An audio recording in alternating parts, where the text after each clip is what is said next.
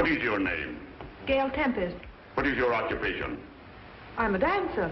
On the night of February the 13th, were you working at the Black Bottom Cafe when this murder was committed? Yes, but I didn't do it. Then who killed Kirk Robin?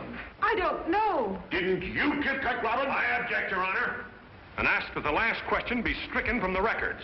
It is merely an attempt to influence this intelligent, broad-minded, and most intellectual jury.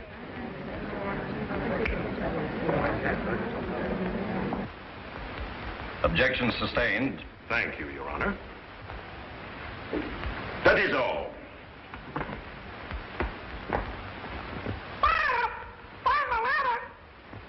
Quiet, Polly.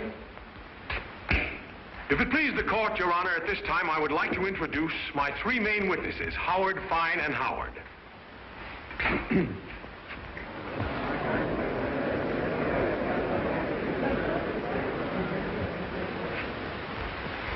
They were here a minute ago. Will you pardon me, Your Honor? I'll be right back.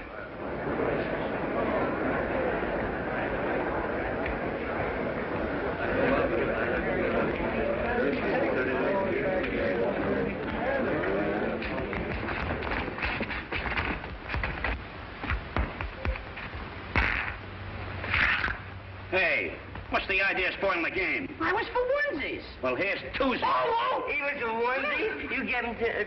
Here's fivesies. Gentlemen, gentlemen, don't you realize Miss Gail Tempest's life is at stake? Oh, Gail.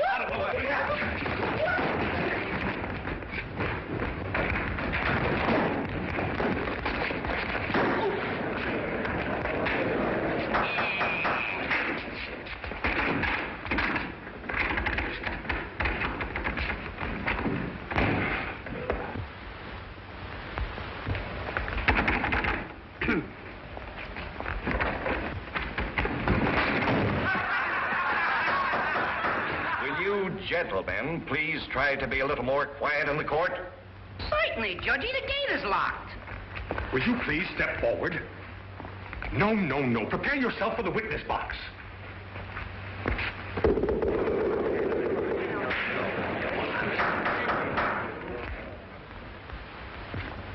Take off your hat. Now raise your right hand. Now place your left hand here. Take off your hat. Raise your right hand.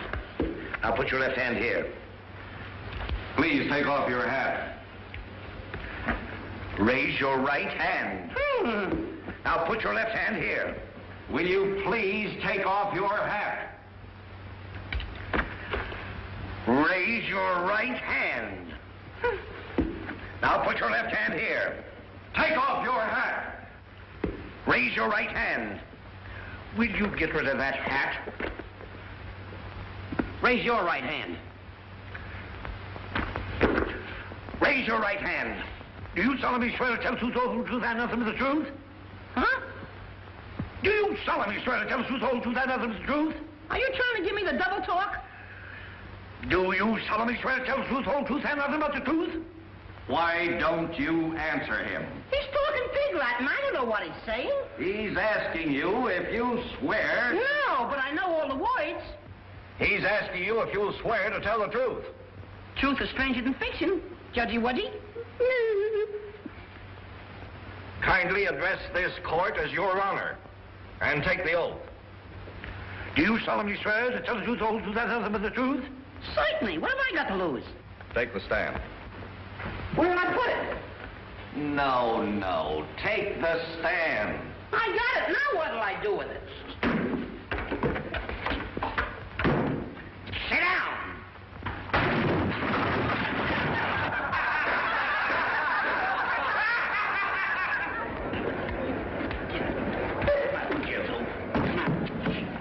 You're in a court, not in Clancy's pool room. Sit down. I'm a victim of circumstance. Who are you hitting? Oh, You're going. Be quiet. Proceed with the case. Were you in the Black Bottom Cafe on the night of February the 13th? Certainly. Did you at that time see the defendant, Miss Gail Tempest, in any way, shape, or form commit or try to commit bodily harm to the deceased Kirk Robin? I object, Your Honor. Counsel's trying to lead the witness. Objection sustained. Mr. Howard, did you see Miss Gail Tempest in physical fight with Kirk Robin? If it pleases the court, may I suggest that counsel be instructed to allow the witness to testify to what he saw? I say, Jasper, what comes after 75? 76. That's the spirit. Request granted. Proceed with the testimony. Mr. Howard, kindly tell the court what you know about the murder of Kirk Robin. Well, it was like this, Mr. Court. Address the judge as Your Honor. Well, it was like this, my honor. Your Honor, not my honor. Why? Don't you like him? Allow the witness to proceed. The court understands him. Thanks, Cordy. You're a pal. Well, me and my pals, we're musicians. We were tearing up some hot swing music in the orchestra. Gail over there was swinging her fans. Her sweetie, Kirk Robin, was inhaling a bottle of hooch at a table. And a hoofer by the name of Buck Wing was getting ready to shake his tootsies. Kindly speak English and drop the vernacular. Vernacular? That's a derby. Drop the vernacular. No, not that. Talk so the jury can understand. Is everybody dumb? Say, Judgy, if you let me, my partner, and Gailey kind of act it out for you, we'll show you just what happened. If counsel doesn't object, that's an excellent idea. No objections. No objections. No objections. Okay, Gailey.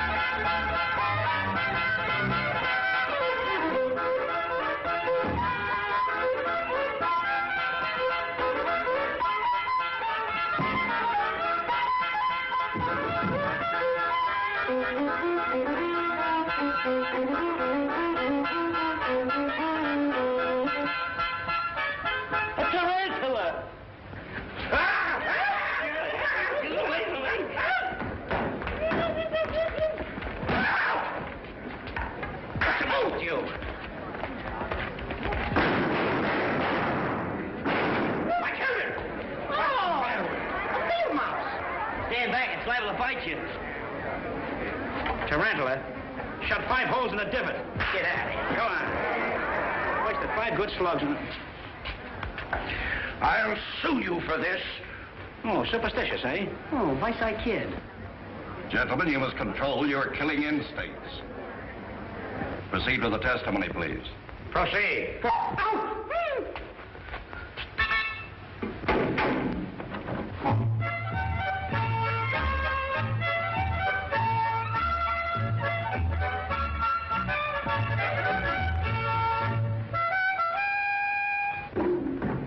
That was sure hot, Mo.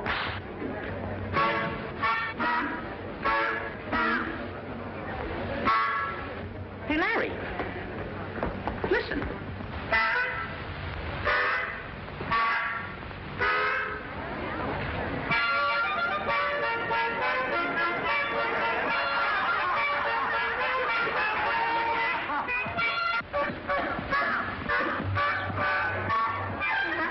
You got it. Please omit the rest of the entertainment and continue. Now, Gailey's dance was over. I stuck my head in the office door, and I saw Kirk Robin and Buck Wing arguing over by the parrot cage. What were they arguing about? I don't know, but Buck Wing was sizzling like a hot hamburger. He grabs Kirk by the neck like that, see? And drags him over to the letterpress, see? Then he smacks him on the head like that. Then he pokes his coconut into the letterpress, see? Like that. Then he says, I'll squeeze the cider out of your Adam's apple. Then he gives him the works like this. And he keeps turning and twisting. That, ladies and gentlemen, is...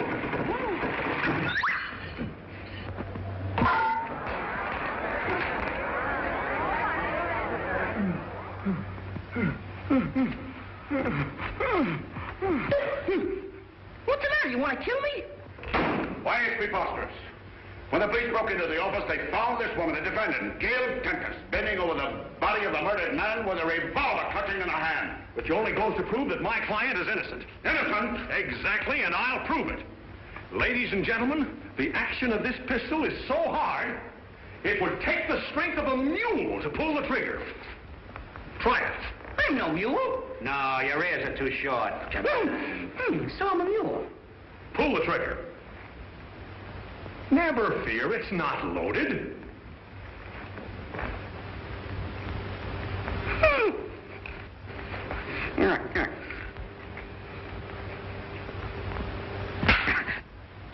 How could Gail Tempest's frail little finger pull the rusty trigger of that instrument of destruction? See, there was nothing in it.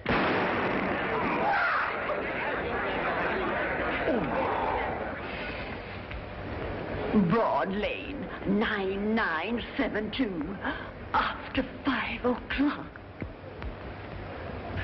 It's stuck in me.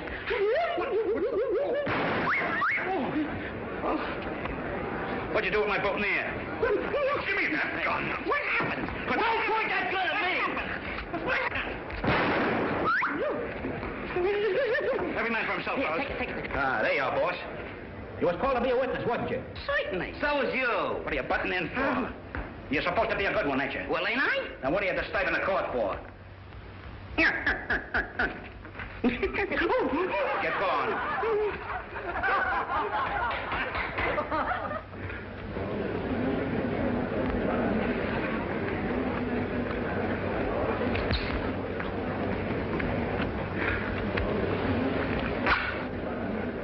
Stop chewing that gum. Certainly.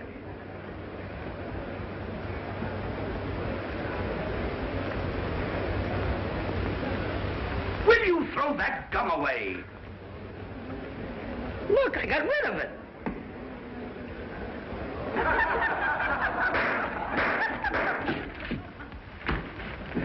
Wait a minute. Hold still. I'll get it.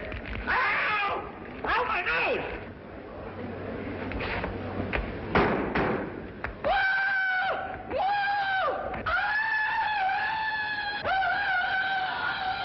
Hey, you're in a court, not in the woods, Tarzan. Cut it out. Come on. Order in this court.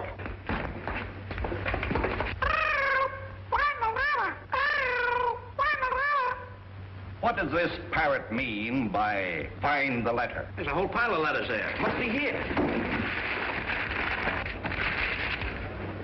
Look, there's a note tied to the parrot's foot. Come on, Polly. Come on, Polly. Come on, Polly. Come on. Ouch! Look out, here it comes. Catch that parrot. Get him.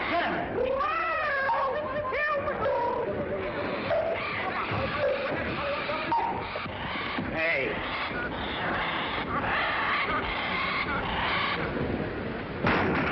Oh, my Stradivarius. Oh, my beautiful Stradivarius. Grab your ear. Come on.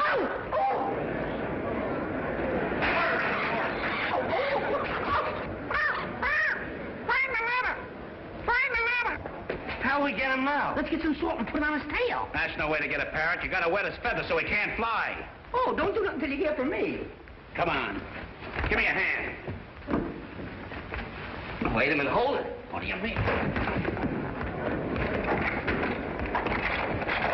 I object, Your Honor. These proceedings, this courtroom. What's the idea?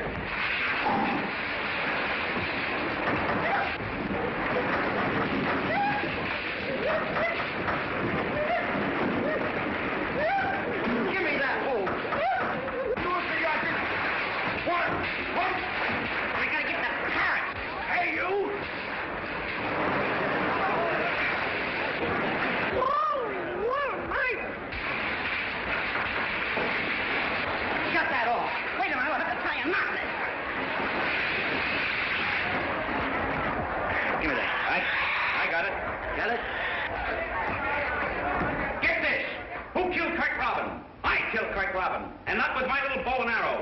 try to find me as I'm shuffling off the Buffalo. Signed, Buckwing.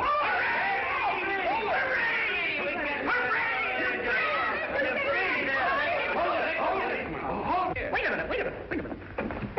Just a second now. Now, ready? Hold it.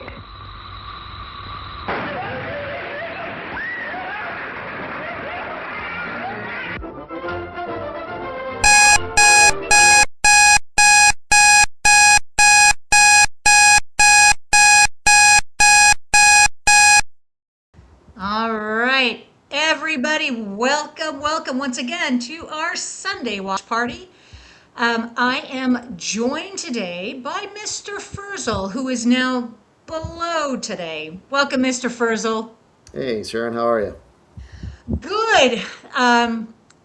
Thanks so much for joining me today. This is going to be a great movie, a fun movie.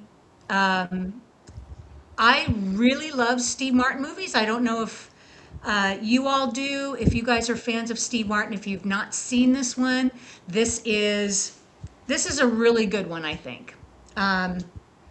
So before we get started, the short that I brought in today was from 1936, The Three Stooges, Disorder in the Court. It's one of only 4 of their shorts that have hit the public domain. This one lost its copyright in 1964, so ever since has been in the public domain. And it's a doozy. We have Moe, Larry, and Curly, the original, which we were just talking about this before, Mr. Furzel and I. In, what was it, 1946, Curly had a stroke. Yep. And then was replaced by Shemp. So we see Shemp in some of the later showings.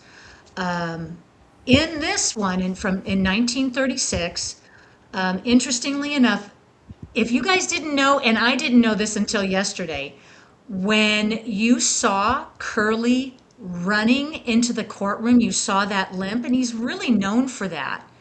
That is a real limp that he got when he was 12 years old. And he accidentally shot himself in the foot. Refused medical treatment, even though his older brother Moe took him to the hospital. Curly did not want any medical treatment, nothing. He was scared to death. So he does have a noticeable limp. So there you go. Learn something new. Well, he notoriously didn't do a very good job of taking care of himself through his adult life, too, which probably contributed to the stroke that eventually curtailed his career. So it is a tragic turn of events, but, you know, at least we got to enjoy him in his brand of comedy for a couple of years before he inspired a whole new generation of physical comedians. Exactly. So, and this was back in the era we had Laurel and Hardy, I think, preceded the Three Stooges. We had the Three Stooges. Of course, then there's Abbott and Costello. Yeah. All of these appeared in the golden era, the golden age of Hollywood. So there's a lot to appreciate from these acts. So there you go. All right, so if you all have the movie queued up, about maybe 10 to 11 seconds in, we are watching The Man with Two Brains, 1983's Steve Martin performance, right in the midst of his collaborative works with Carl Reiner. This was number 3 in the 4 movies they worked together, so we'll talk about that today. So if we're all queued up at the Warner Brothers logo right before the title card starts showing up,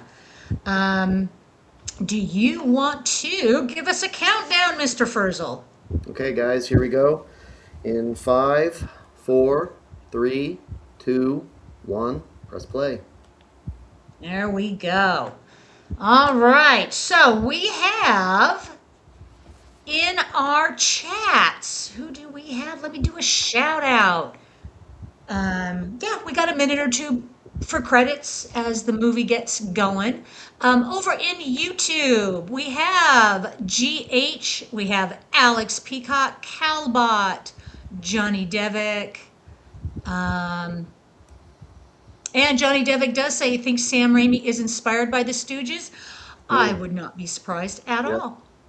And let's see, Eric G.H., Zoner. Oh, David Warner. Oh, David Warner. Yep. This is like almost like an all-star cast with a special appearance by, well, I don't want to give it away. Not sure if you guys have seen it before. If you haven't seen it before, raise your hand in the chat. Let me know. We won't give too much away.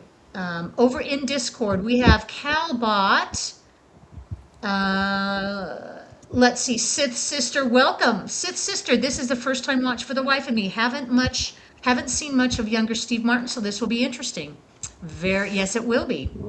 Mr. Furzer, you're making an appearance over there. Eric and Alex Peacock, welcome one and all.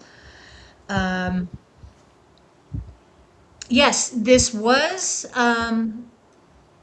Steve Martin's younger days, his first appearance on the main screen. He had done a lot of stand-up, a lot of comedic shorts, commercial type length performances. But yeah, we get to see him in this movie. His first movie, I know we've talked about this. He did his first couple movie appearances with his collaborator, Carl Reiner, within a very short period of time, 4 movies in about 5 years. Does anybody know, in order, the movies? We had probably talked about them at some point. Yeah, Alex Peacock. Kathleen Turner had a good run in the 80s. Yes, she run the gamut of drama. She does her, cuts her comedic chops in this. She does a lot of lighthearted fares, Romancing the Stone, which was later on in the 80s. Peggy Sue Got Married. Yeah, that was like her heyday in the 80s. Yeah.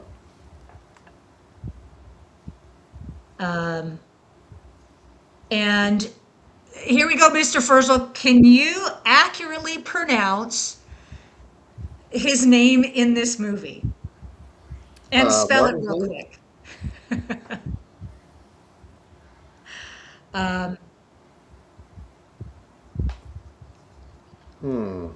Yes, Alex Peacock. It's a very dark noir drama, Body Heat, with what am I thinking? Who am I thinking of? Not.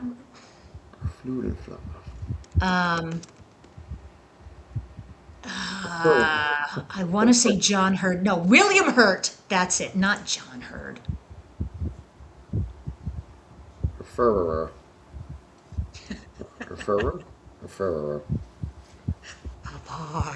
Hafar. And every time I try to pronounce it, it comes out different. Hafar. Yeah, Johnny Devick. I think I got this movie mixed with All of Me. All of Me came out in '84. He did The Jerk in '79, him and Carl Reiner. Then they did Dead Men Don't Wear Plaid in '82, this one in '83, yeah. All of Me in '84, where I think they both kind of collaborated in the story and writing, but Carl obviously gets the directing credits. And correct me if I'm wrong, I don't think Carl Reiner makes a cameo in any of these movies. Yeah. I don't think so. I think this is only the second time I've probably watched this movie all the way through. Oh, wow. That was quite a stunt. Yeah, that's a pretty epic stunt. so we're introduced to Kathleen Turner as a bombshell, diva, wicked person. And I would like in this scene anybody to memorize what he's trying to get this little girl to memorize. I heard this little girl couldn't even read yet, but she did a fair job of memorizing this. I mean, it probably took more than one take, but she does nail it.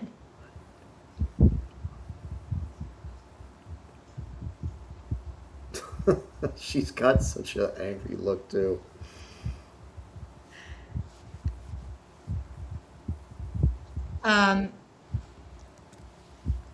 Yeah, Calbot, she is a gold digger. After All of Me, oh, what is this you posted, Mr. Furzel? That was, whenever I think of gold diggers, I think of that song by Gunther from many years ago. Kind of a niche little thing. He was, I think, a Swedish model that decided to do some, Eurotechnic kind of songs back in the 2000s era, and so yeah, that Pleasure Man album is in my collection. Really, that is such a quintessential posed album cover from, I would say, 80s, or is it more recent? Oh, it's more recent. Really? Interesting.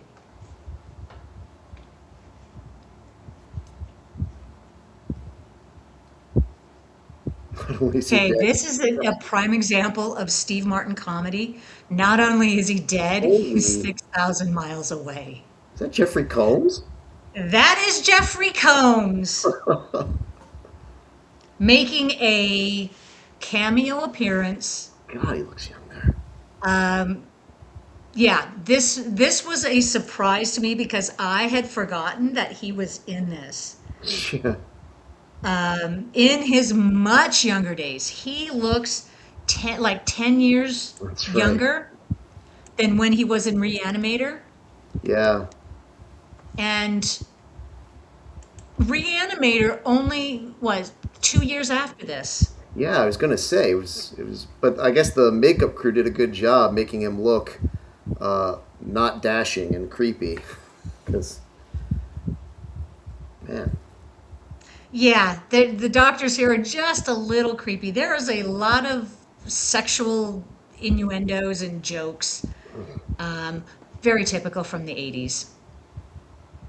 And some bomb scissors. Someone will have to tell us if any of these, this medical jargon they're using is actually accurate, if anyone's an EMT or has some pre-med education.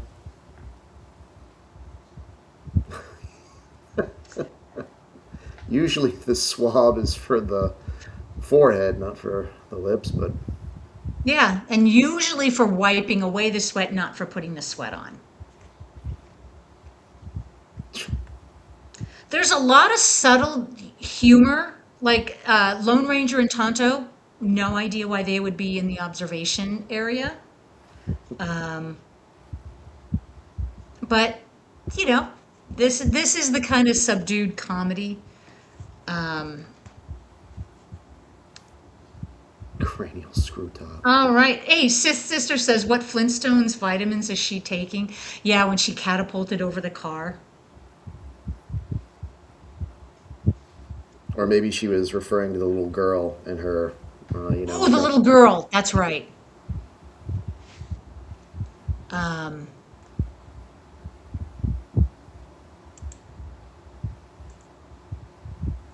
All right. Well, what else? What else do we have going on in the movie? It's a pretty sublime comedy. Has anybody seen this? Did anybody see this in the theater when it came out?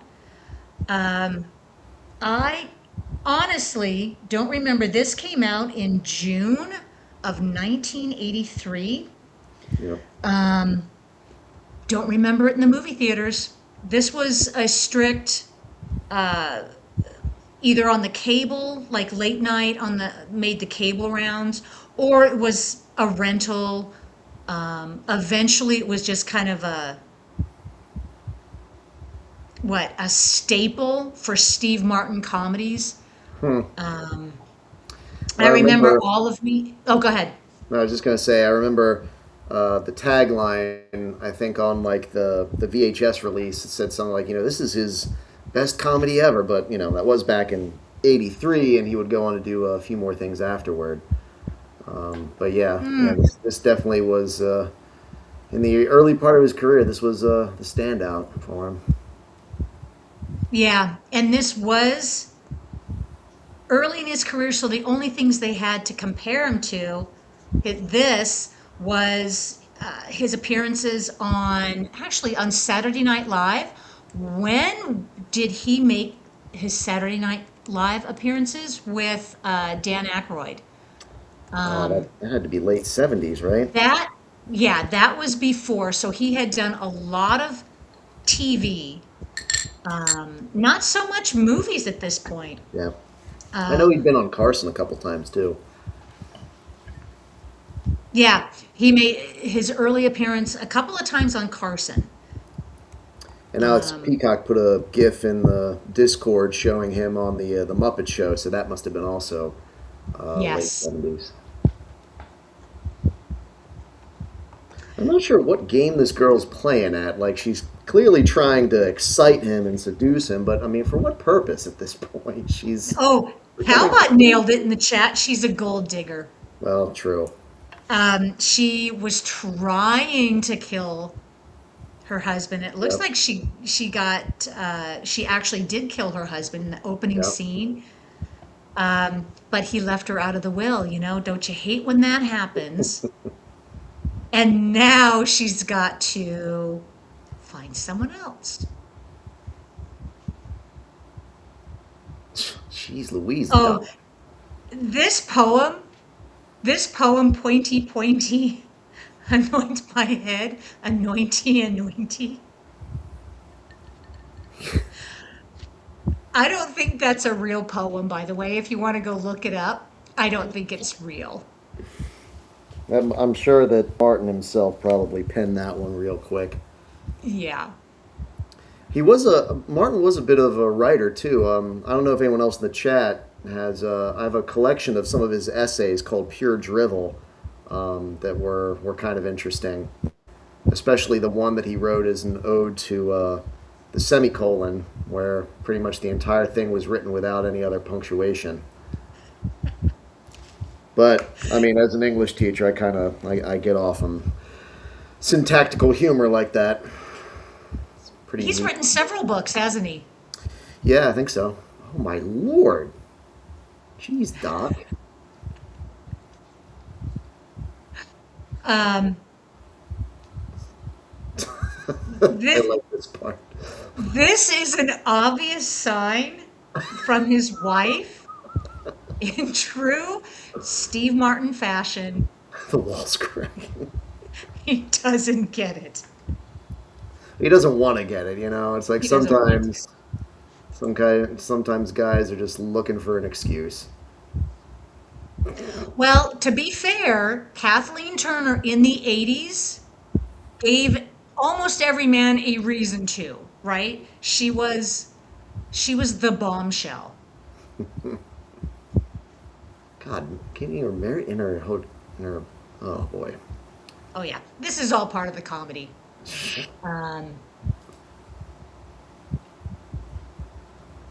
And we've also seen, up until this point, we haven't seen David Warner yet.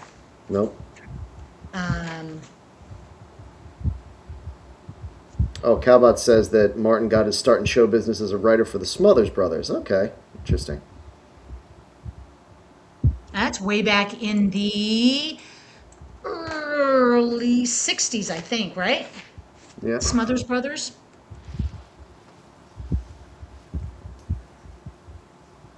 It's just serious. Jeez. Early to late 60s, I think.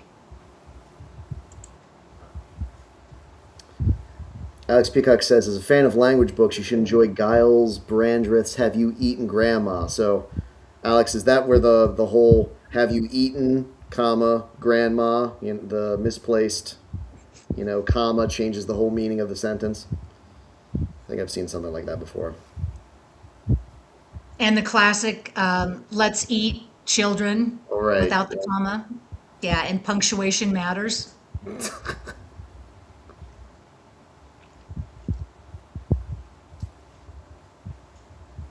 Okay, another comedic moment. She looks at the front of the house and said, "What are those assholes doing there?" That's right.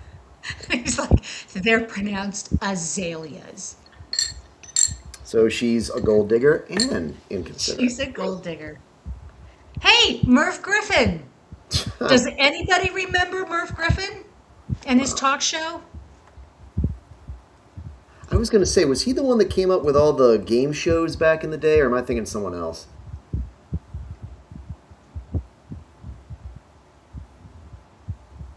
I think I saw that on MST3K. No, what was the name of his production company? Because I think he was involved with a lot of the game shows, the earlier game shows. Merv Griffin Studios, or was it Griffin Studios?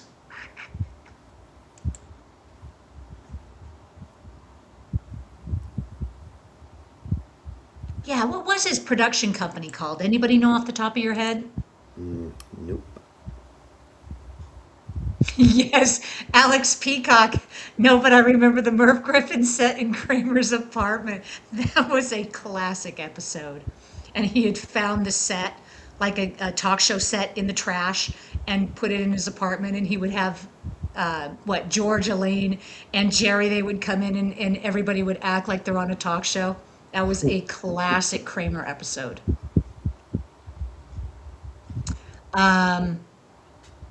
Okay, Calbot says Merv created Jeopardy and Wheel of Fortune. That's pretty good. But I thought it was more like under a production company. But I could be wrong.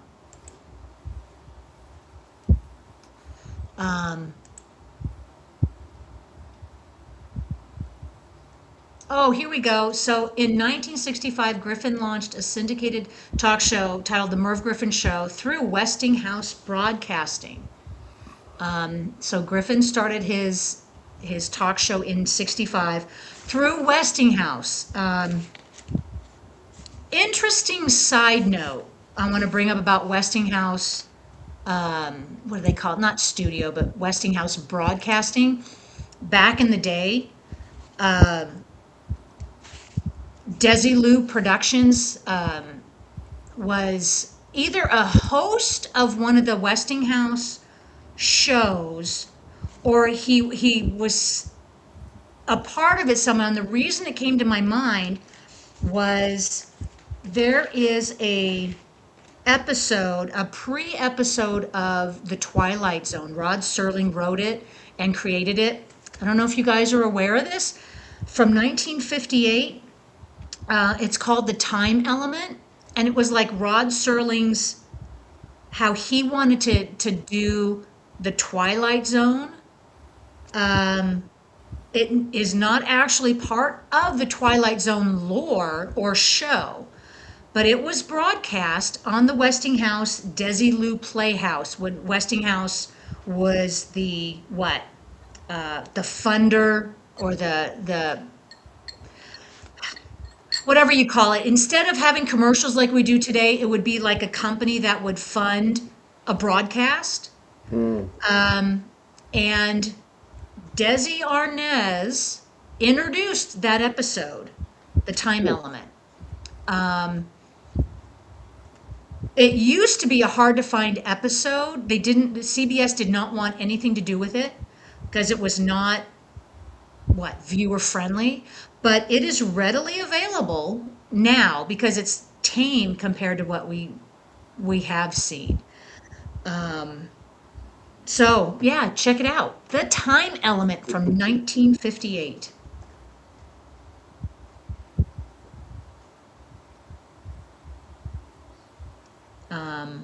All right, now back to our show. Not only is she a gold digger, she is, what would you call it back then? Would you call it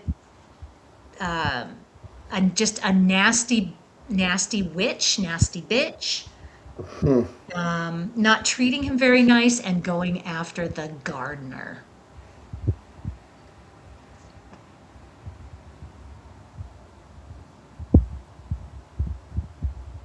When was the last time we've seen Kathleen Turner in a watch party?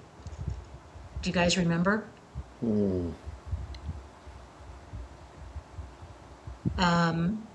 She is still, as far as I can tell, she is still actively in the business. I don't know what she's up to today.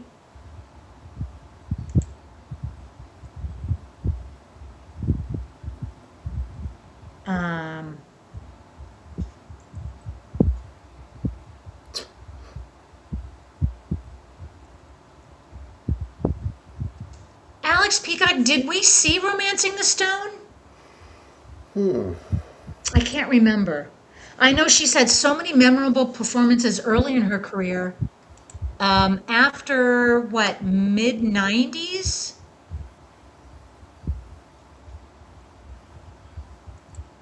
She kind of went by the wayside. But I know she's been in a lot of stuff. I guess they're sticking with that cat running gag.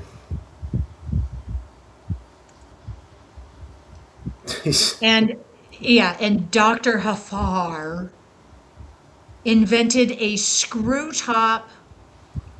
What did he call it? The screw top method. Cranial. So it turns your head into a screw top.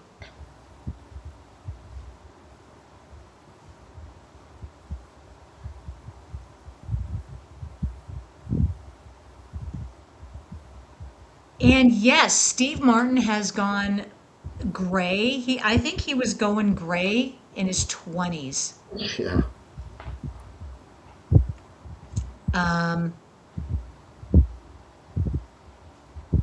Yeah, Calbutt, I think the only thing I can think of is Who Framed Roger Rabbit.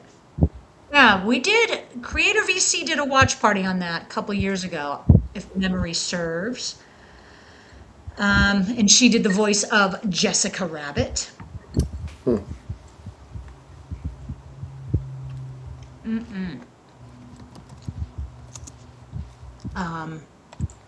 Let's go back. The summer of '83. What were we watching in the theater? Summer of '83. Summer of '83.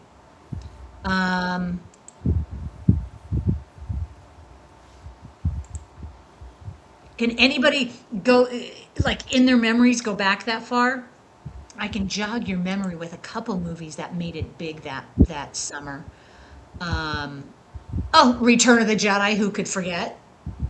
Yep. Which grossed, they're saying, according to Box Office Mojo, 230 million. That must have just been in the theater. Trading Places, Octopussy from 1983. War Games, Flashdance, that rounds up the top 5. The Man with Two Brains, as far as the box office, ranks number 32 with 10 million at the box office. And that is, that's the box office for summer of '83. Mr. Mom was also that year, I think. So was Risky Business. I don't think it was in the summer, though. Let's see. Risky Business came out in August, so yeah. Okay. Yeah, Cowboy remembers Return of the Jedi, Johnny Depp, Superman 3. Yeah, Alex Peacock, Jedi for sure. Yep. 1983. I must have seen Return of the Jedi, probably opening weekend. One of the very first movies, we ended up lining up at the start of the showing right before us, and they had us lining up all through the mall for the next showing. So, yeah, we had to wait hours and hours, but that's okay. Well, Giant Devic says Superman 3 is also in 83. Okay. Oh, yeah, it was. That was ranked number 6 at the box office. Yep. Flashdance. Okay, Flashdance, I remember that was a big deal. Yeah. But, you know, here we have The Man with Two Brains, just kind of a sleeper movie. Must not have made an impression on me at the time, but as I appreciated and enjoyed Steve Martin's career, this pops up. Mm-hmm. Dr. Havar.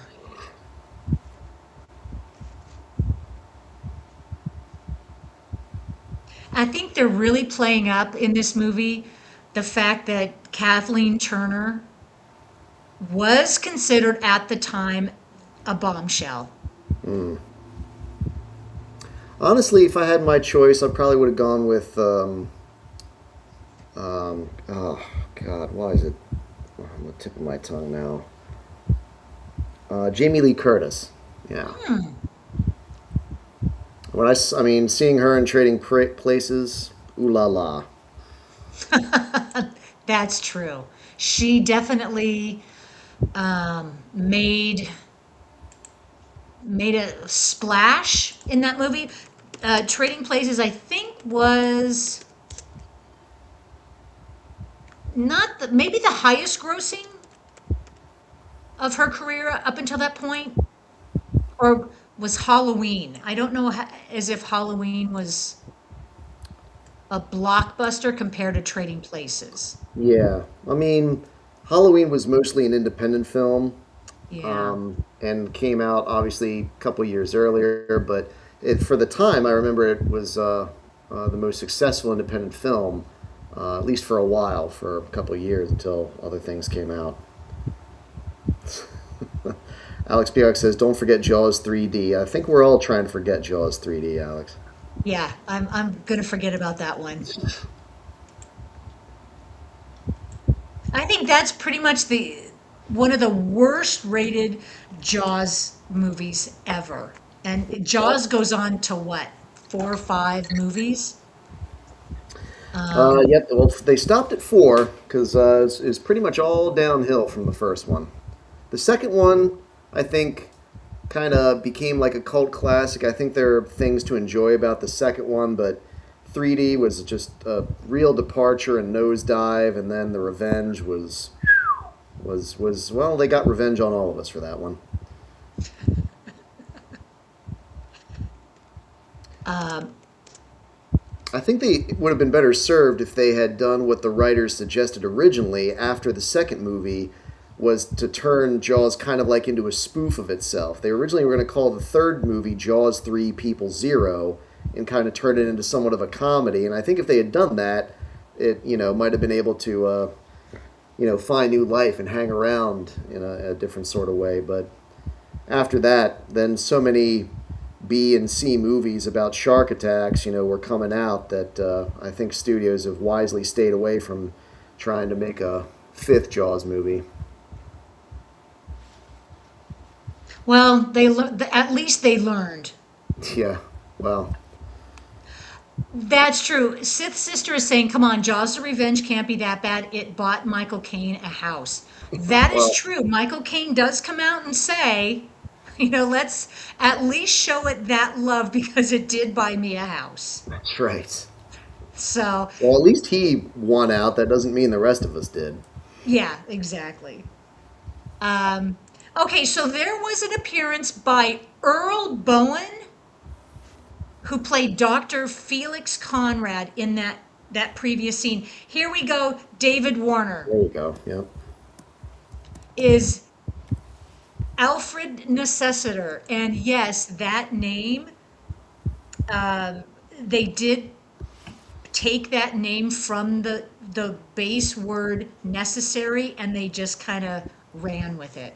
Mm-hmm.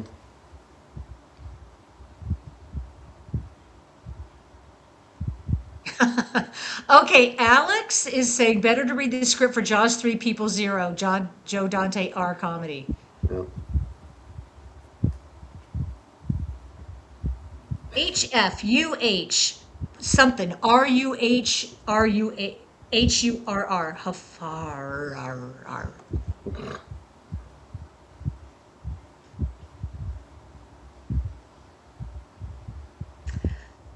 All right, so we set the stage where Dr. Hafar got pushed onto a vacation with his wife to, well, his wife is still out of the country, right? Did she join him? I think she did, because Yeah. they came into the hotel together. Yeah, she is, yes. But he is not the only brain surgeon.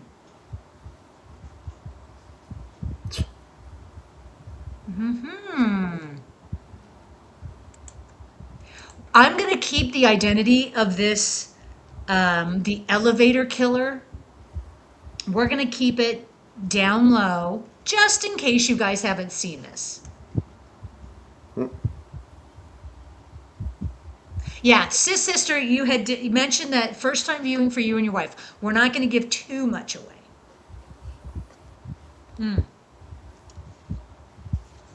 All right, so pay attention here. Another comedic joke coming up into this condo.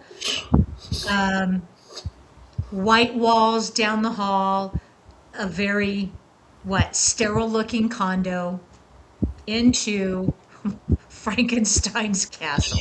Jeez. Set designer must have had fun. But this is what you would expect from a takeoff of Frankenstein. Oh, sure. Yep. With animatronic gators. That's good. Yep. All right. I have, let's see, just one other note.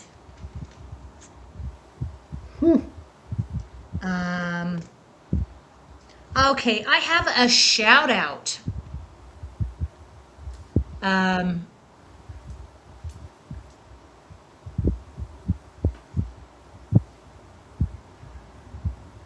Actually, we'll wait until we're done with this scene full of brains.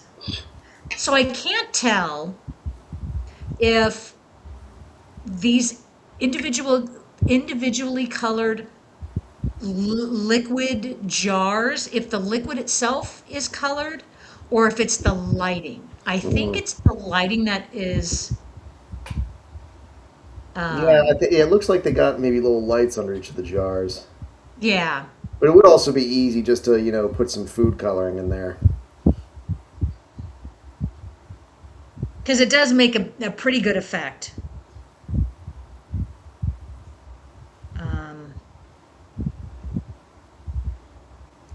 There was a good horror movie that was based off the concept of a maniacal doctor transplanting heads, and she started with the head of a serial killer, and she ended up giving the serial killer's arm, I think, to another patient, and he ended up having all these strange visions and things like that. Does anyone know which movie I'm talking about? What? That sounds familiar. That sounds like it could be 20 different horror movies. I can't remember the name of the lead actor. He usually plays a bad guy. He's got these wild eyes. He was in Silverado, but in this one he was a guy he had his arm removed, and so he got the serial killer's arm, and a few other people got his other parts, but then the serial killer came back to get his parts back and put them all back together, etc., etc. So it was really, really, really weird, but Interesting. Decent body horror film. I can't remember what it's called though. I'm not even sure how to search for that. That sounds like the name is right on the tip of my tongue. I mean, it's got to be called something like Body Parts or Spare Parts or something like that. See if I can find it.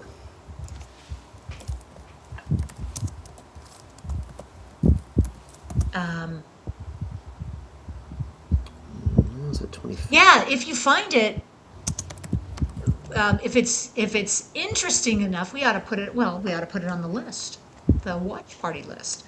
Okay, while you're doing that, I have a shout out, a short horror movie, and I've been trying to find the name of it, and I'd probably seen it a year or two ago. It's called Control Z.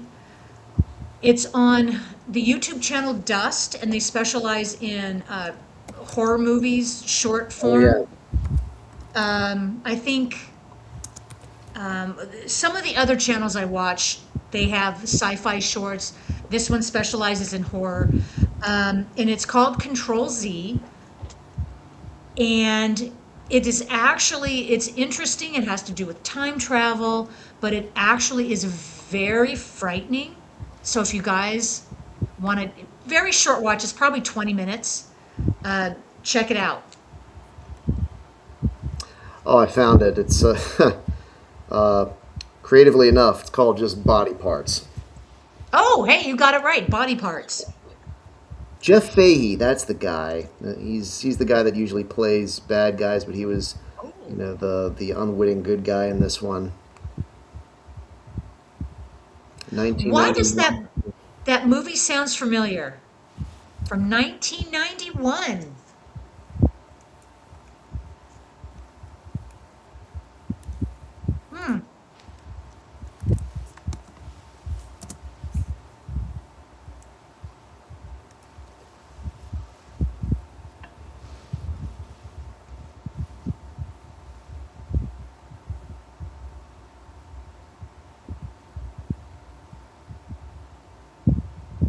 Oh, Pay me $15,000. blocking it.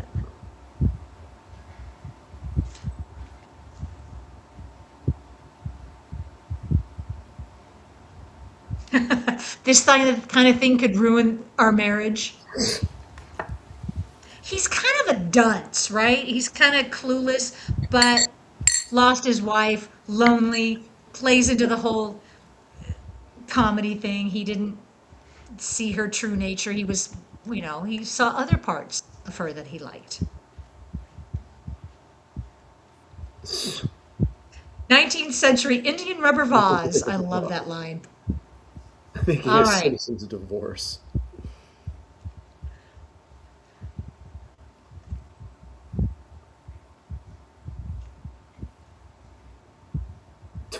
Pluribus unum. That reminds me of the episode of The Office where he was declaring bankruptcy and he just walks in and he says, "I declare bankruptcy." I think this divorce works the same way. Oh yeah, Alex Peacock, always liked Jeff Fahey as an actor. He does play interesting characters.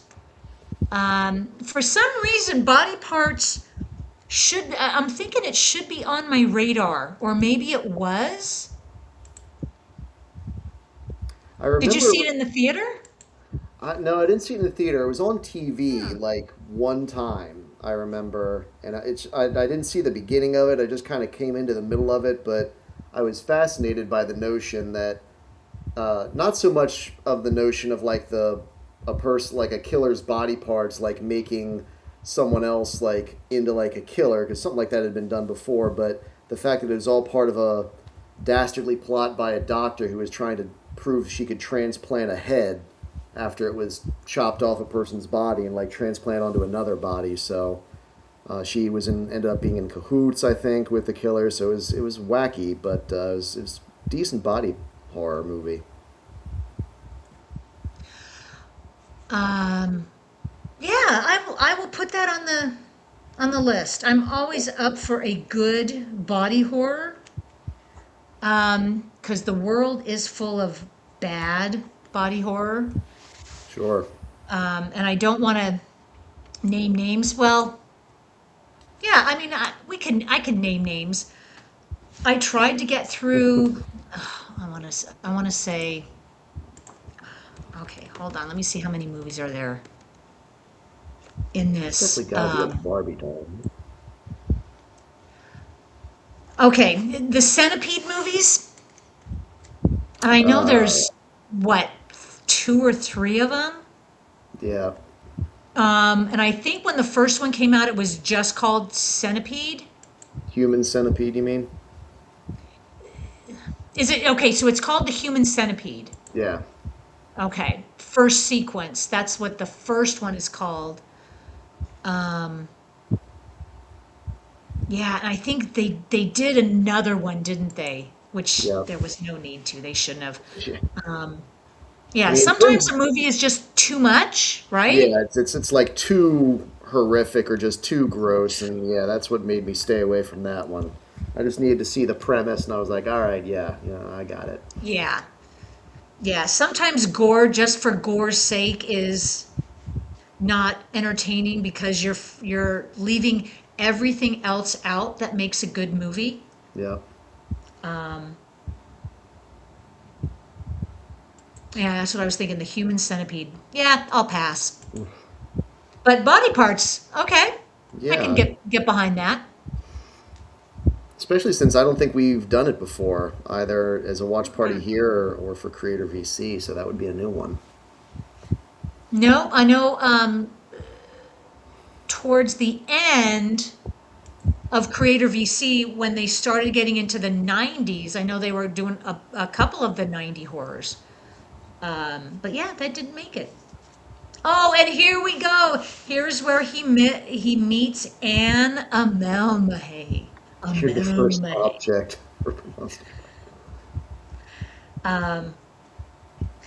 Now, for any of you who don't know, can you guess what famous actress is doing this voice? She's uncredited for purposeful reasons, not because they forgot.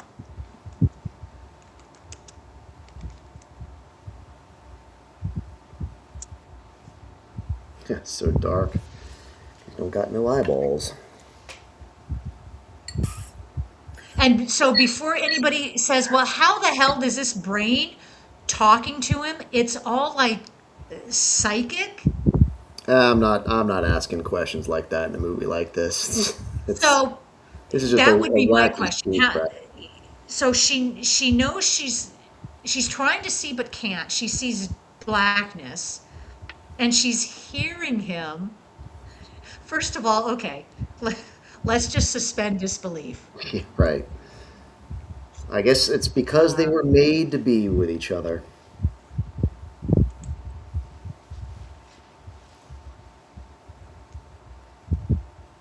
And I think that's the name of the movie. I guess it could have dual meanings. The man with 2 brains. Well, here's his second brain. Or could it mean the reason why he married Kathleen Turner is because he wasn't thinking with brain number 1. He was thinking with his other brain, right? That's right. That's right. Yeah, and that's kind of what got him into this mess.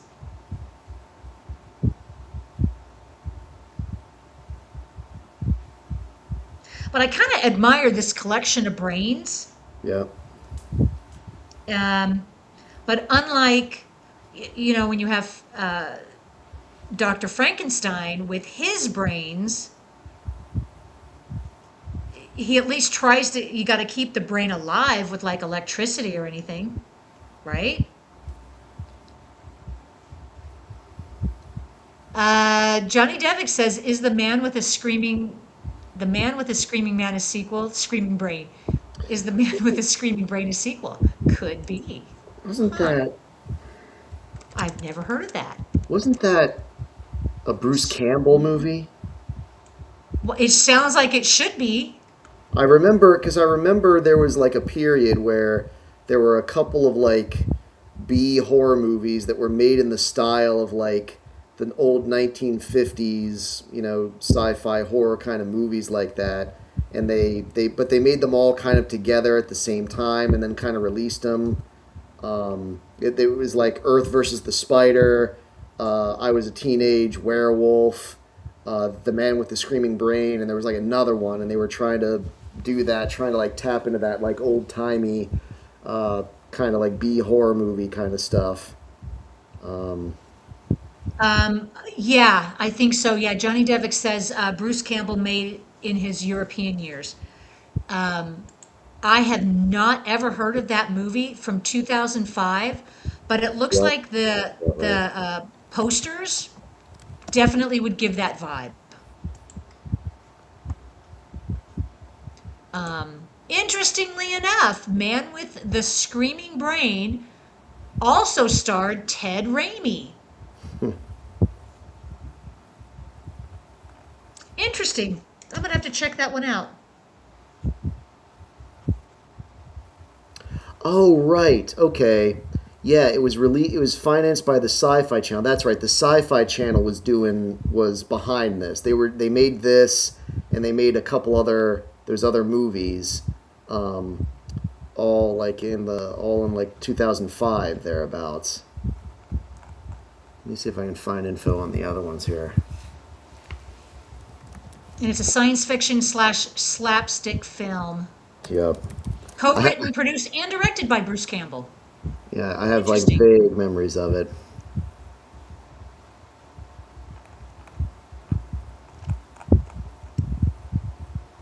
Oh, and I think in this movie we've seen the bellman, Paul Benedict, Yep.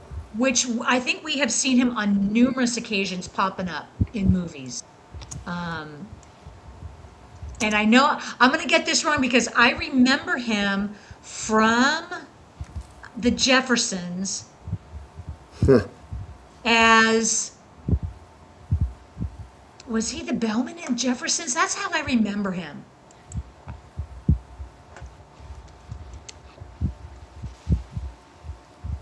Wasn't he also a butler with like knives and Hudson Hawk? Remember misremembering that? Could be. He had quite a long career. Hudson Hawk was from the 90s. 1990, unless I'm mistaken.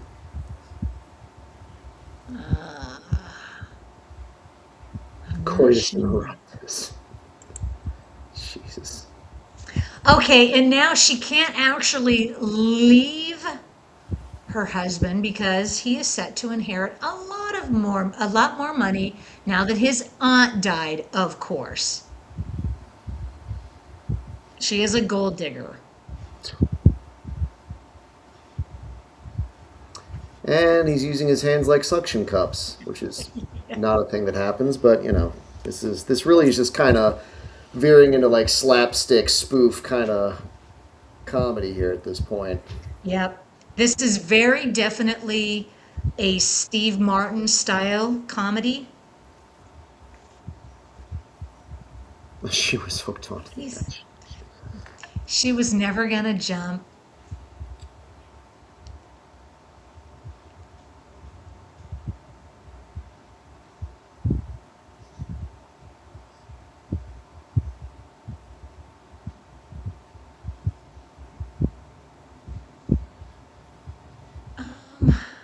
Short movie, by the way. We are over halfway through. This is only about an hour and a half, which is, I think, typical for Steve Martin comedies. Some of his later ones, I remember Roxanne. That was in late 90s. I remember Roxanne. After his stint with Carl Reiner.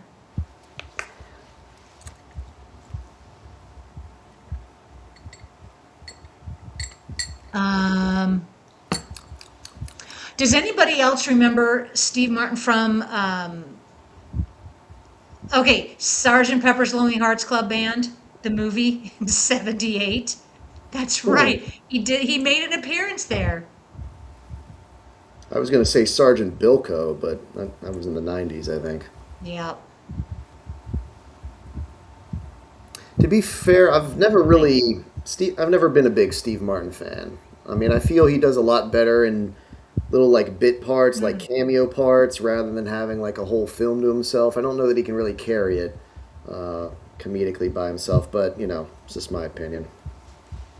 He does it very well with co-stars. I think you're right. He does a lot better when he's got a full cast Yeah. to back him up.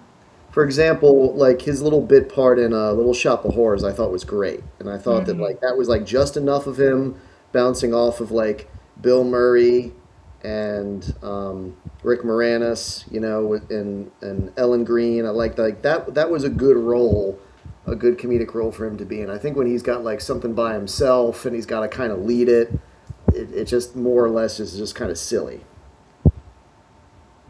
But again, I'm probably in the minority about that. Calbot says that Roxanne was 1987. Okay, huh? I thought it was the 90s too. He also says The Jerk is a masterpiece. I did actually like The Jerk. I like The Jerk. I think, but again, I think that was more for the supporting cast and how they were able to like interact with Martin rather than Martin himself. In Planes, Trains, and Automobiles, I liked that, but he was more of a straight man in there to John Candy, who was kind of stealing the show the whole time. So,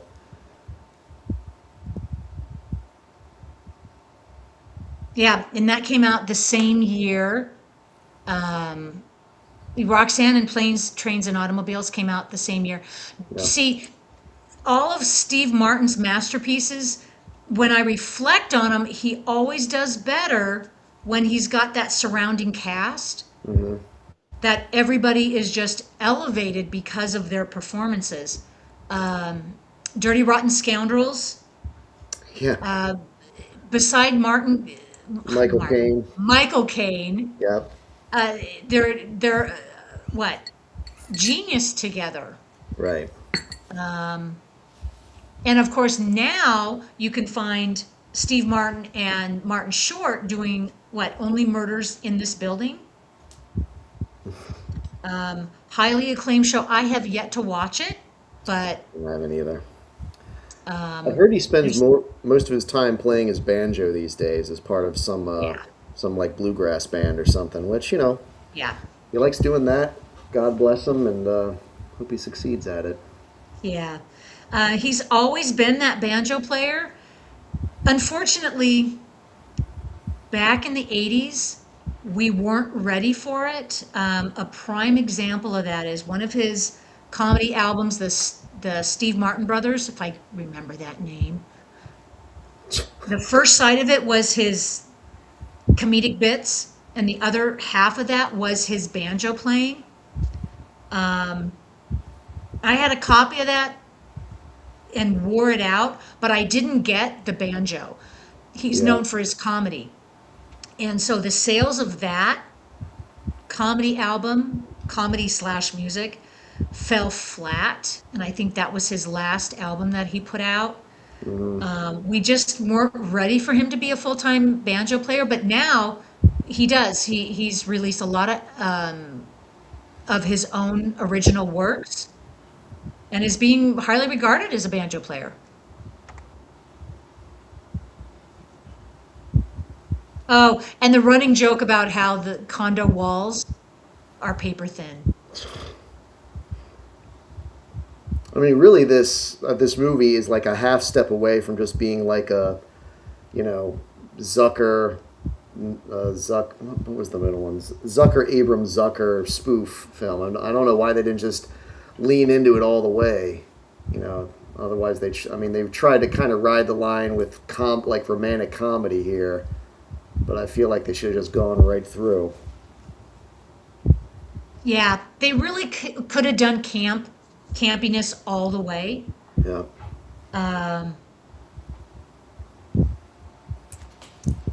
Yeah, but you know what? It's a good what I'm gonna say placeholder. It's a nice, short, easygoing movie. and our conversations usually diverge off the movie at times, and this is a great one, so we're not really missing a whole lot if Right. we, go off on a tangent on our conversations. Um, what do we have for next week? Is Lethal Weapon next week? I have to look at the schedule. Can't remember. Yep. So next week is Lethal Weapon. That'll be another fun one. That'll be a really good one. That's got a lot of nonstop action, if I remember correctly. It has been a Oh, while. yeah. One of the classics. Oh, GH is saying, is that the ape from Silver Streak? It could be the same costume. It could be.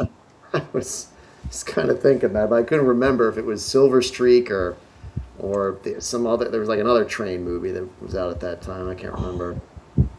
That would be I think that might be a fun watch party. Oh yeah. Gene Wilder, Richard Pryor, comedic duo. That would be real fun to discuss. You know, what would be another one that not many people have seen or talked about because it was kind of towards the end of their respective careers, but See No Evil, Hear No Evil. I don't know if you've ever done that one. No, that's but pretty cool. was that the one where Gene Wilder is a deaf Wilder guy and was deaf Richard and Pryor's then blind. Pryor couldn't see? Right, but it was kind of like like a crime thriller kind of film where there was like a comedy in there, but they were like trying to thwart this evil mastermind's heist plan, blah blah blah blah. But just had a lot of them, just the two of them working together, kind of riffing off each other's. Came out like 89, I want to say 88 or 89, but Yep, it was 89. pretty solid. I mean, maybe not as funny as their other collaborations, but definitely worthwhile. Yeah. How many movies did they do together? Those are the two that come to mind. Yep, Alex Peacock just has a gif of them from that movie after Yep. Pryor They're put the ice cream classic in the together. What was the one where they got thrown in prison bowl. Oh yeah, I remember together? Pryor doing a comedy set about that. I don't know if I ever saw that movie. Was it Stir Stir Crazy? Crazy, that's it. Yep. Yep. Okay. So they've been in at least 3 movies. Thank you, Cowboy. Yep, Stir Crazy. So we have a lot of love for See No Evil. Yeah. All right. Okay, Alex Peacock is asking Lethal Weapon theatrical or director's cut? I'm prone to just go with the theatrical because you probably have it more readily available if you guys don't already own it. It's probably easier to find. Plus, directors sometimes meddle in more ways, really, that they should. Whereas, like, the things that were left out of the original film usually have a good reason for not being in there. Alex Peacock says, "Isn't Kevin Spacey in one of those Pryor films?" Actually, Alex, I believe he does play a minor role in See No Evil, Hear No Evil as one of the bad guys. Yes. Yeah, that's the one where he's credited in.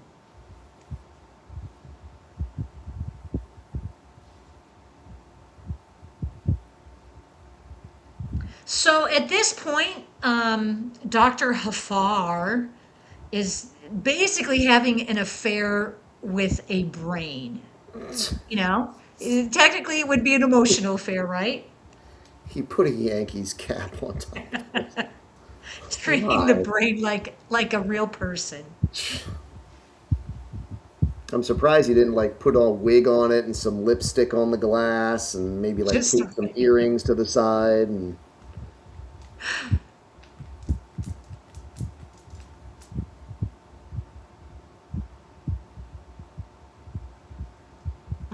Okay, what is her Dolores? Okay, Kathleen Turner plays Dolores. That is her name, or the Gold Digger. We could just call her the Gold Digger. Jesus.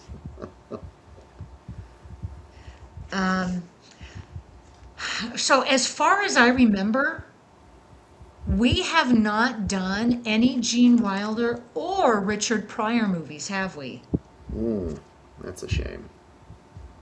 because their movies are the 70s, 80s era. I don't think anything after the 80s.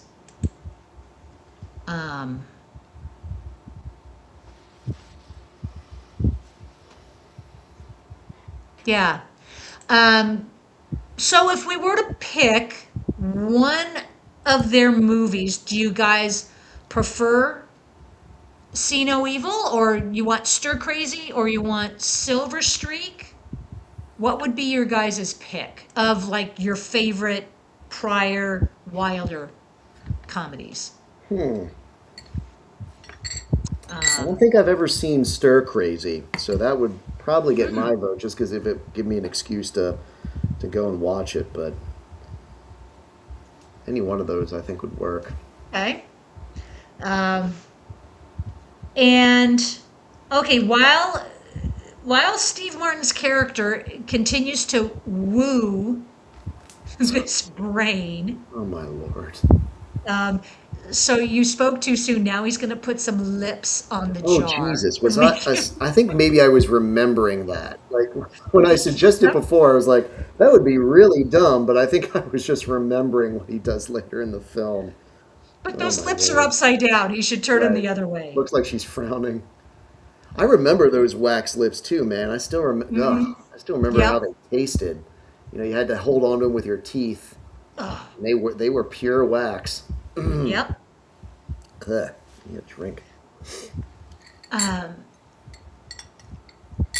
So what I find interesting, so the voice of Miss Amalmahay, and I can't even spell it. I would have to go into my notes in order to spell these absurd names. Dr. Harfur, he spelled it right on the first try. Amalmahay is voiced by Sissy Spacek, Oh, interesting. which Coal is miner's daughter. completely random. So she has to have some connection to the director, the writer, or how the heck did she become involved with this project? She's delightful, of course, Yeah. but it's not what you expect. I think the last time we saw Cece Spacek in a watch party, it was, I think, Carrie. She's known for dramatic performances. Yeah. Even later in her career, one of the last times she made an appearance was in the first season of Castle Rock, and that was a pretty dramatic role that she played. Yeah. But for her to voice that brain is kind of out of left field. So I kind of did a little research. I couldn't find out how she got connected to this movie. So if you guys want to search real quick, I'm very curious. Well, I mean, I know that Sissy Spacek, I mean, at this point, even in 1983, she'd done horror, she'd done drama, and kind of succeeded in all those things. So she probably agreed to do this just because it was a change of pace, just because it was comedy and, you know, allowed her to stretch her legs a little bit into a different genre. And probably because also she just has a soft-spoken voice. And so for a role like this, it really is just the voice that Martin has to work off of. So you want a woman that, you know, sounds sweet and loving and so forth. Where's my brain? Could be.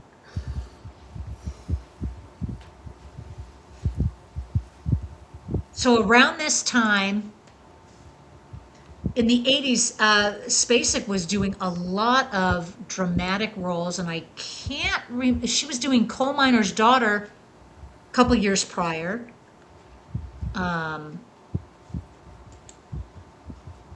Early 80s. Oh gosh, I mean, what hasn't she done? Yeah.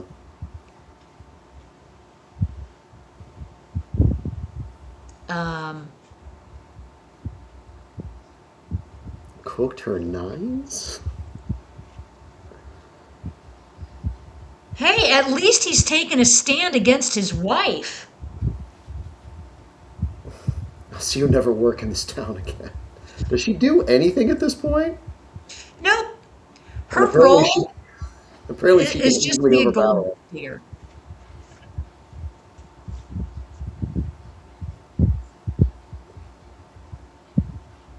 Whoa, whoa, whoa. Yeah.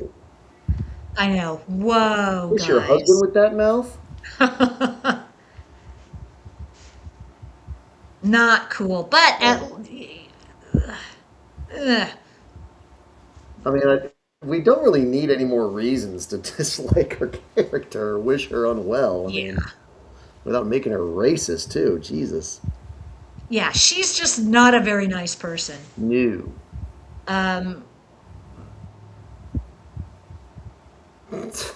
That's not a word you hear too often in movies. I don't think you hear it at all these days.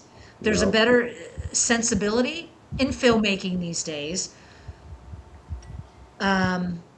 Yeah, and that's all. That's the only thing I'll say about that.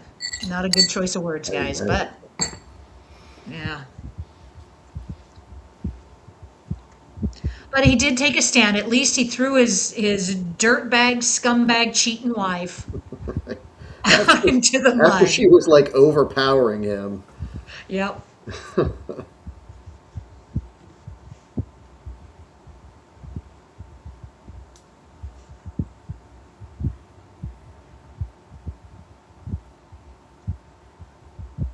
Only way we can be together is a brain? Yeah. Yeah, so they're taking this love story to the absurd conclusion because the only way they can be together Oh my god. at this point is for him to be a brain, just like Amel Nahay is a brain. I guess they used their one F-bomb for a G-13 movie. I love that that's the first thing he thinks of, too, when he says, oh, I'm in love with her. Oh, but I couldn't screw a gorilla. Jesus Christ. There are other alternatives. Right. If you can actively, at this point, put a brain in a gorilla, wouldn't putting a brain into a human be a better fit? Right.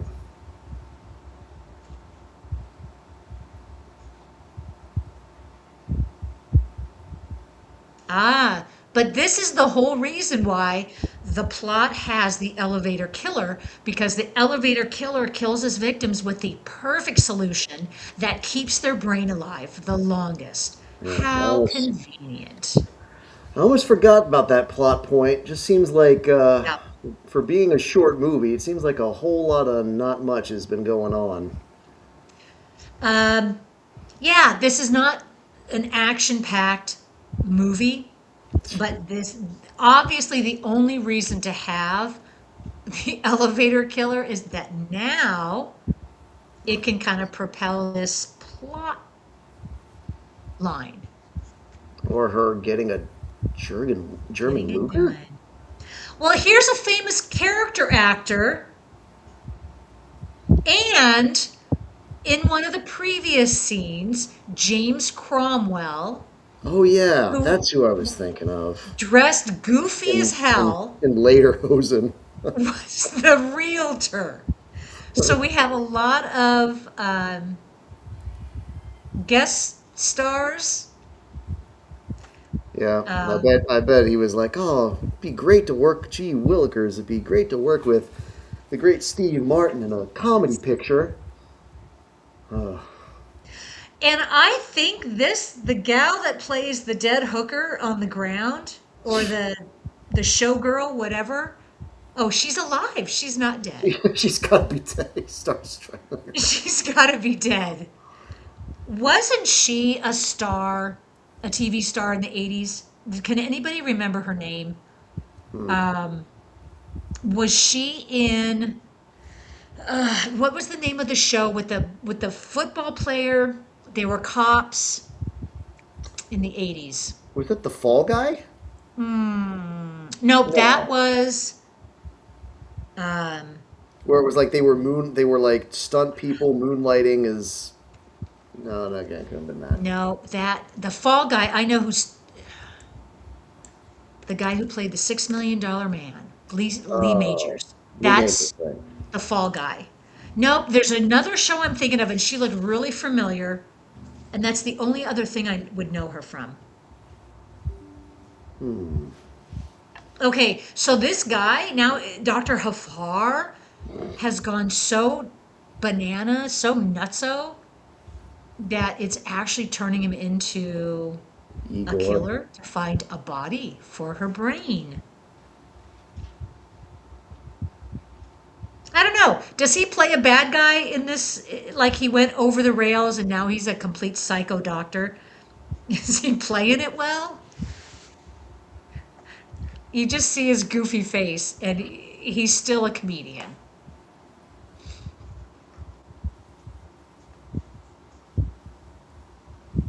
Oh, yeah, Johnny Devick takes me back to Mystery Science Theater 3000, The Brain That Wouldn't Die. Yep.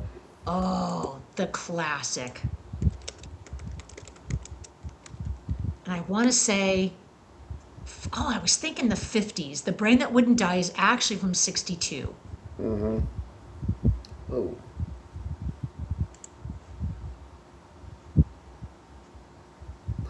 Why is he wearing that candy-ass blue suit? Looks like he just came from prom. Alright, I'll be back in a second. I need a little refill. Okie doke.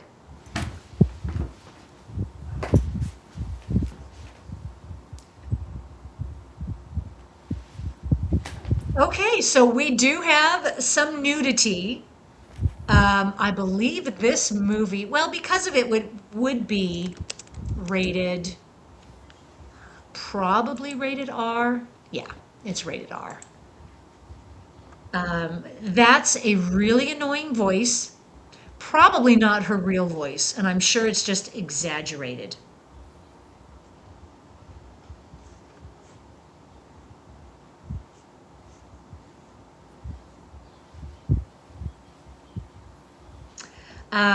So if memory serves, going back to stars that make guest appearances, so we've had a couple in this movie. It has probably been 5 years since I've seen The Jerk. I cannot remember if Carl Reiner makes an appearance.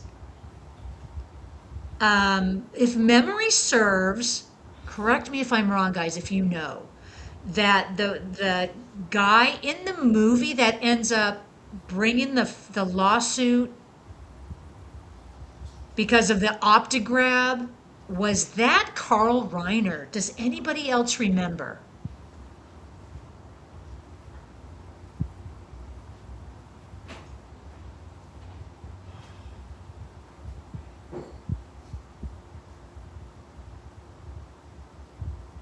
Okay, I sure hope he doesn't turn into a killer. But even they're supposed to see him with the beady eyes, and he still doesn't look like a killer.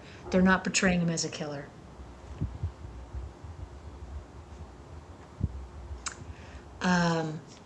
Okay, Johnny Devick says if he gets it on with the brain, think they could have a brainchild. Yeah, how would that work? It's absurd, of course.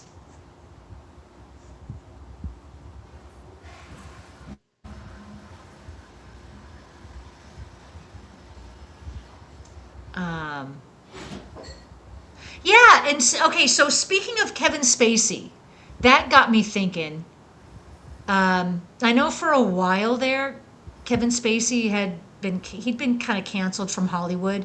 What is his status now? Is he still kind of on the outs with Hollywood? Is he?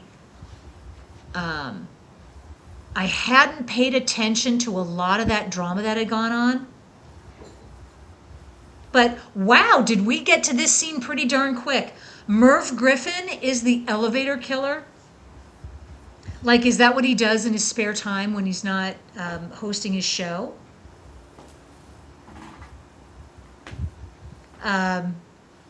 Yeah. Okay, Calbot. So he's completely canceled. Yeah, sister, I know. Like Merv Griffin. It is absurd.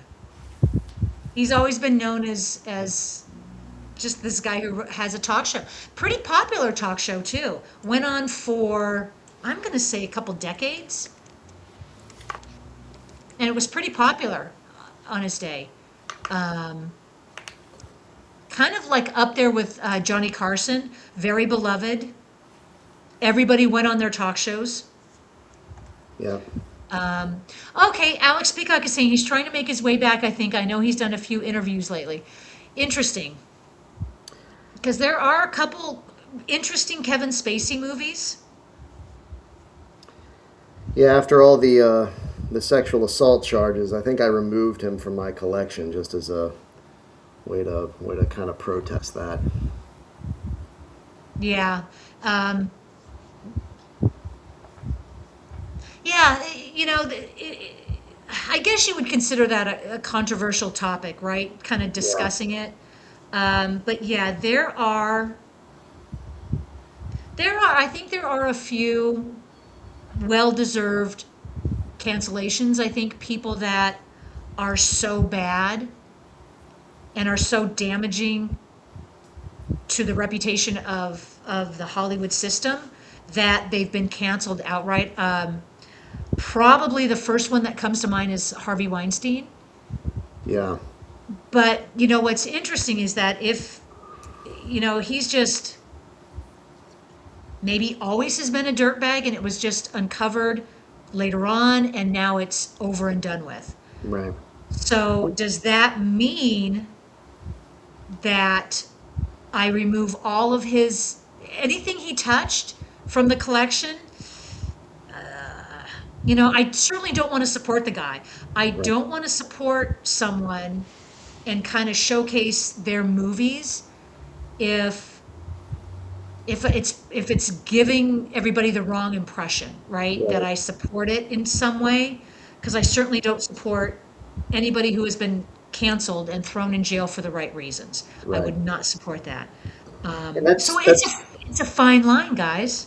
I mean, that's really what it comes down to. I try to give people the benefit of the doubt, you know, because I don't know these people and I wasn't there when these things allegedly happened. But it's like when enough victims have come forward and there's, you know, criminal proceedings and there's enough evidence there to substantiate them and to substantiate indictments and even jail time. It's like at that point you have to call a spade and be like, okay, they probably did these things, and so therefore, you know, I'm not gonna go out of my way to, you know, support and show fandom for these people when they've you know, done these horrible things.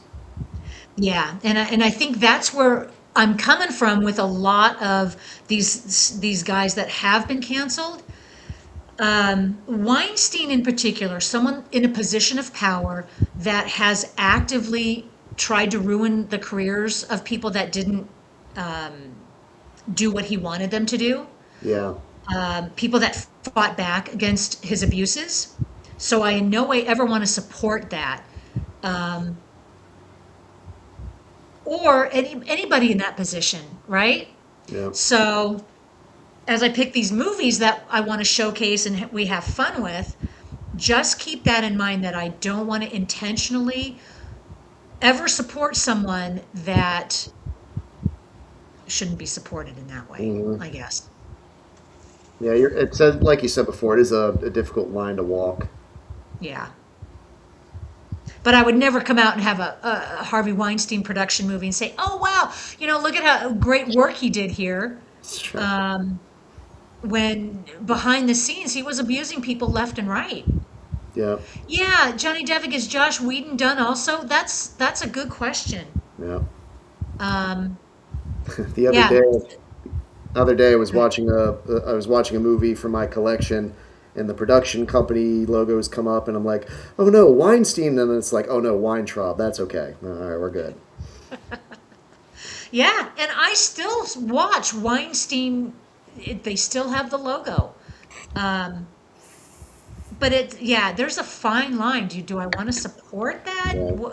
Where's the line? I don't know, guys. The line seems to be moving constantly. Oh, here you go. Back to the movie. A battering ram just happens to be, yeah, right when they need one. Of course, you don't need one with the doors being so thin. So see, I'm being paper. Exactly.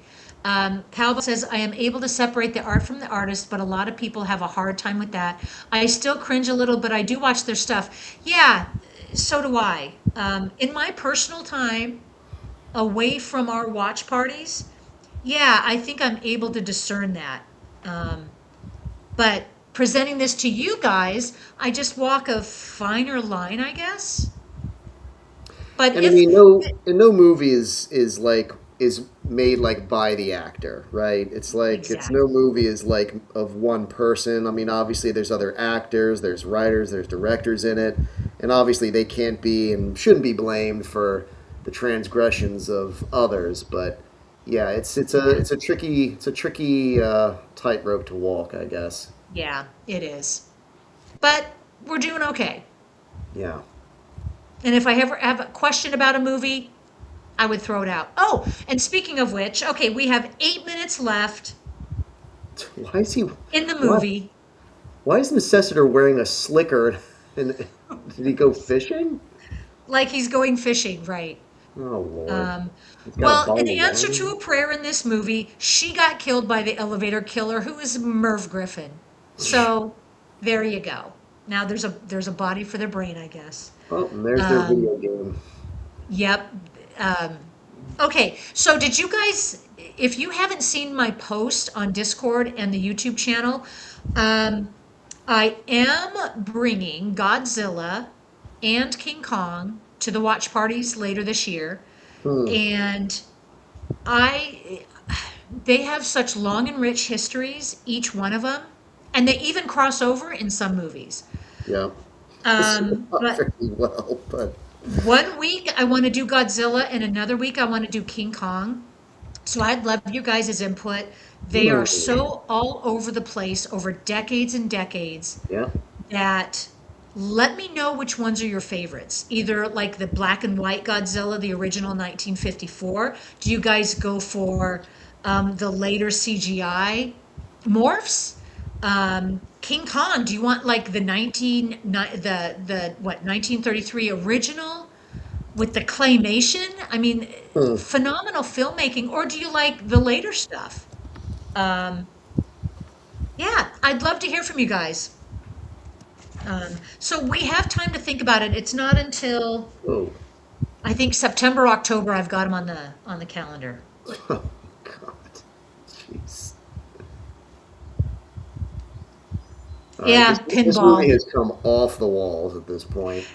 You know, it's just like a whole bunch of bits.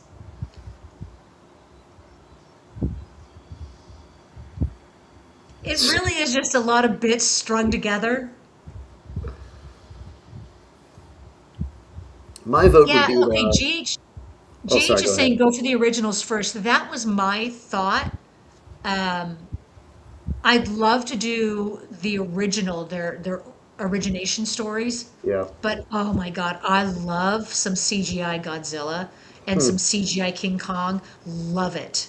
Well, and I'll tell you this, Godzilla -1 was goddamned impressive, if nothing else. I mean, I'm not a huge Godzilla fan, but when I saw that and saw what kind of movie they were able to make that had the same kind of feeling, the same kind of tone of the original, and they did it for cheap. I mean, they did it for like on practically a shoestring budget, at least compared to what movies are made nowadays.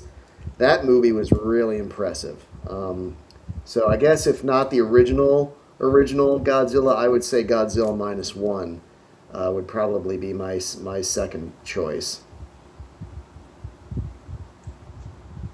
And I would also argue the original Godzilla, only because that was such a innovative film for its time. We get to look at like the stop motion animation and so forth.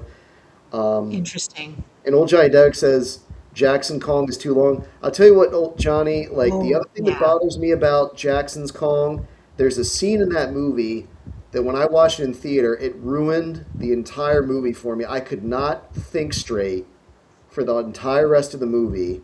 And you guys probably know what I'm talking about. It's that scene when they fall down into the valley in the chasm and they're attacked by all the giant like cockroaches and leeches and things.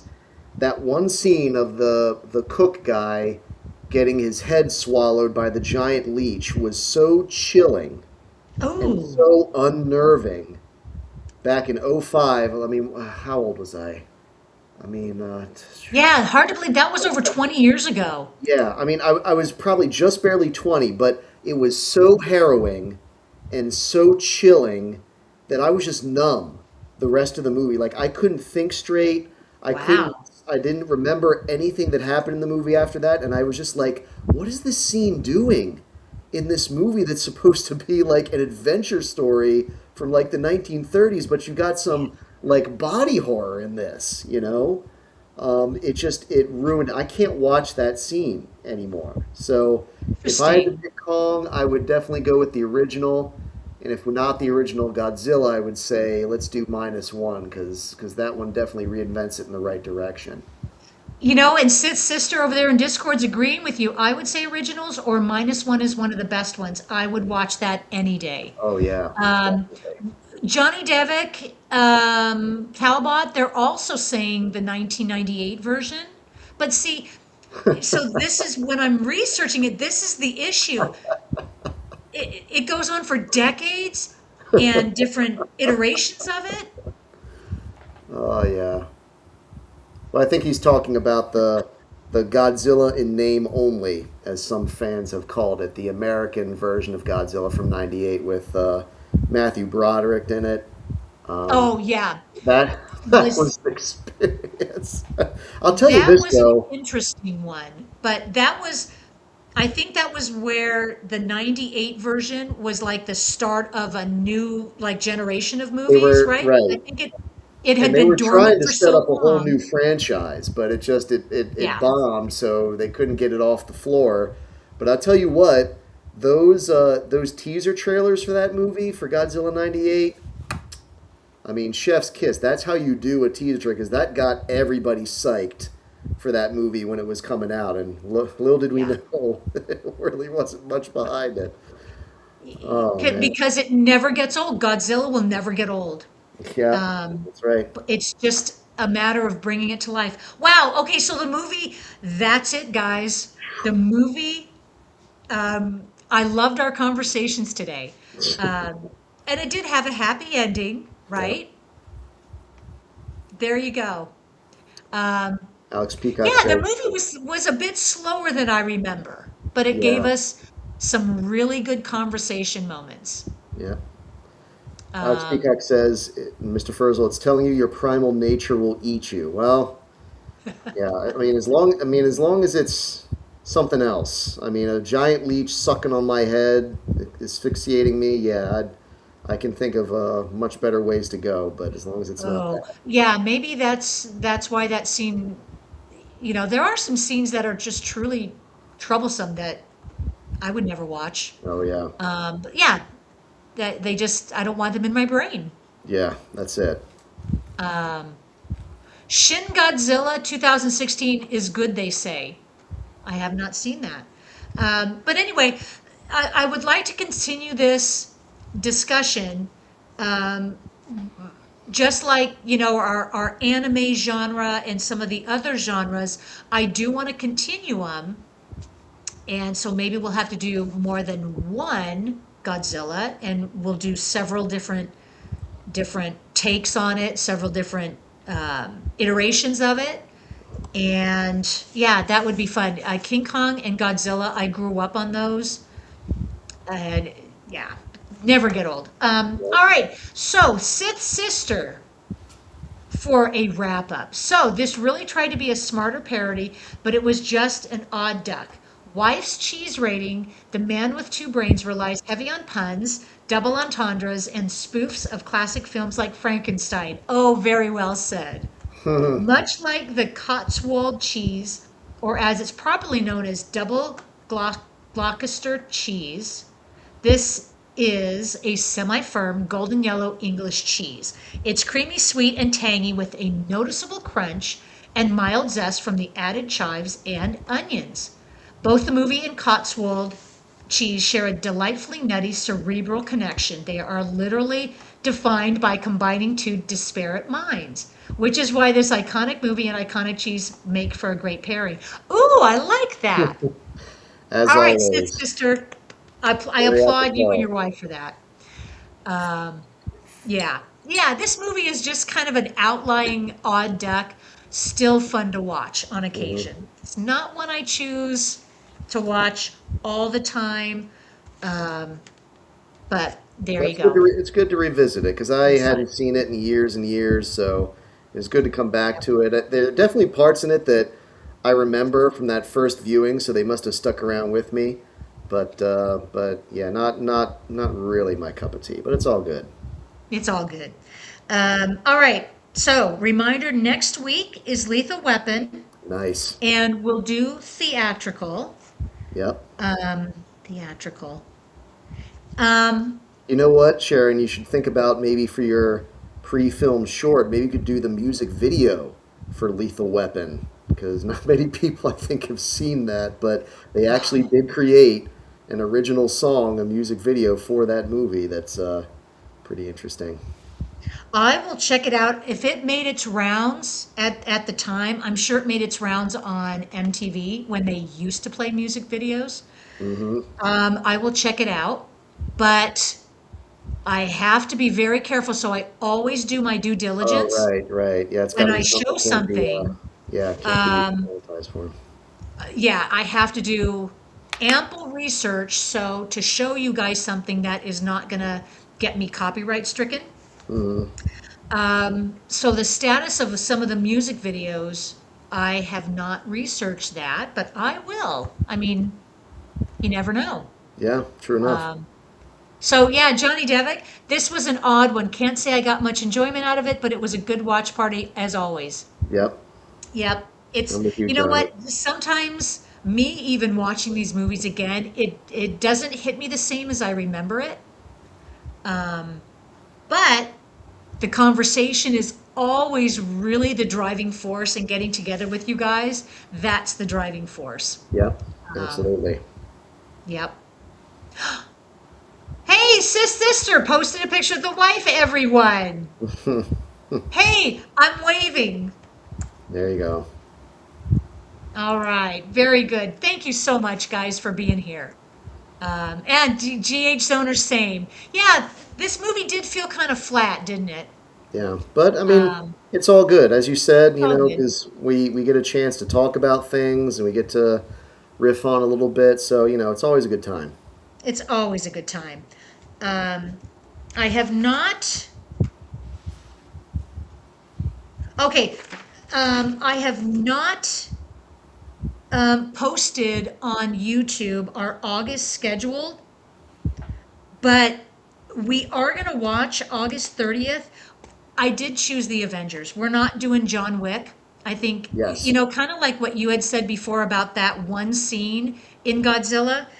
I just can't embrace John Wick in a watch party just Yeah, because of that scene. it takes you to a different place. You know, it does. puts you in the right frame of mood to be like, I need to see him kill as many bad guys as possible. Yeah. But it puts you in a bad zone right It from the does. get-go. I agree. But- I think Avengers is a better choice. The Avengers is exactly how I want to end our summer. Next week, Good popcorn movie. yeah, we've got a lot of popcorn movies in August. Yeah.